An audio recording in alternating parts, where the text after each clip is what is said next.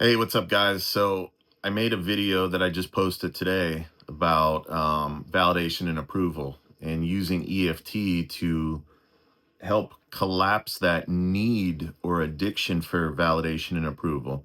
And I go into detail in that video about why we have that, why we suffer from it, and ultimately how we suppress our authentic selves because of it.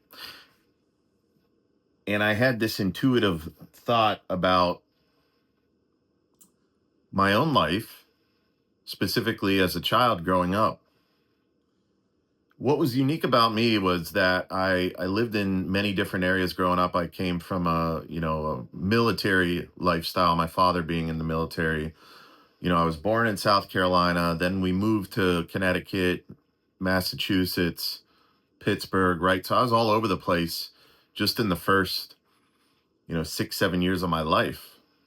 And one thing I didn't pick up as a child was kind of this stable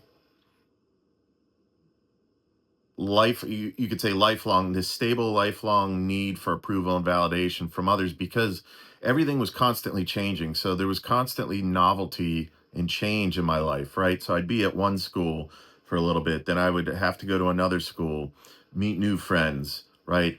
So I think part of that is what allowed me to be more my authentic self, because things were constantly changing, that I was never really impacted by any sort of specific narratives or you must fit in this way, right? And as a child growing up, first grade, second grade, third grade, right, kids start to feel that, right? The peer pressure. You're weird if you don't fit in or do the things that we do, and stuff like that. Plus, my mother was always big on supporting us, me and my sister, as like, you know, be your unique self, dream, right? Things like that. So that also was very helpful in molding who we are as individuals today. And so throughout my childhood and being a teenager, up through adulthood, I was always very unique, right? I was always a bit of a class clown. Some people would just say I was weird, right? I would just beat to my own drum, right? I wasn't trying to fit in. I wasn't trying to align with the narrative of being a teenager, right? I did my own thing. I danced to the beat of my own drum, and it was awesome. And a lot of people, and it's funny, I've had conversations with people who knew me back then as a child, like, other people that I grew up with, and they were like, "Yeah, you were so unique and you were just true to yourself. Like it was almost like didn't care what anyone thought." And I thought about that today after I posted that video, and I'm like, man, that's so true. And what was interesting about it was up through those teenage years, at some point, and I don't know when this shift happened, but I kind of fell away from that. I lost that part of me. I lost that authentic part of me, and I started to worry about what other people thought of me. I started to try to conform to society, to friends, to peers, right? And I changed a bit. It was almost like I lost a part of me because I started to care about that validation and approval more and more. And in up through my 20s, my life pretty much turned into a mess. It's very interesting what happened to me through my 20s, but long story short,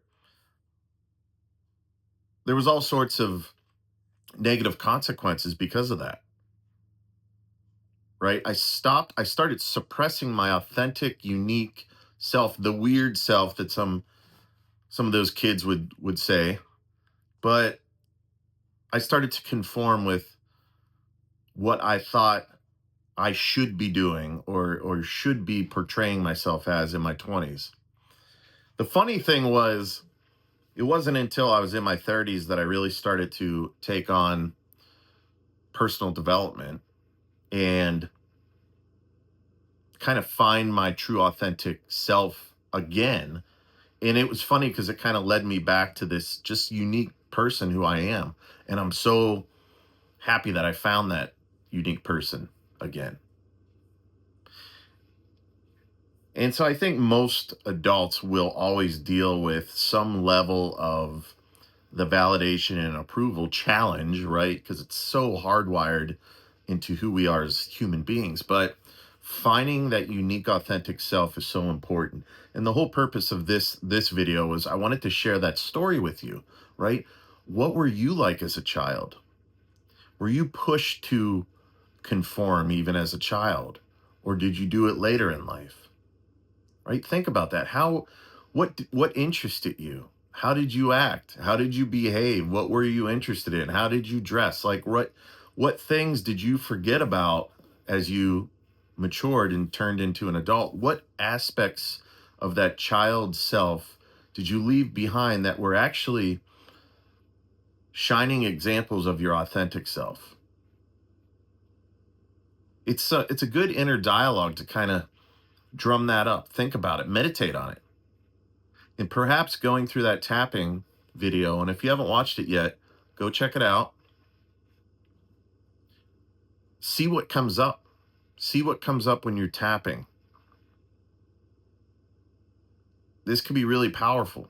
See what comes up. Open that dialogue up. Develop more awareness of who you are as an authentic being and what's holding you back today. All right, that's all I got. I'll let you go. Have a great day. See you soon.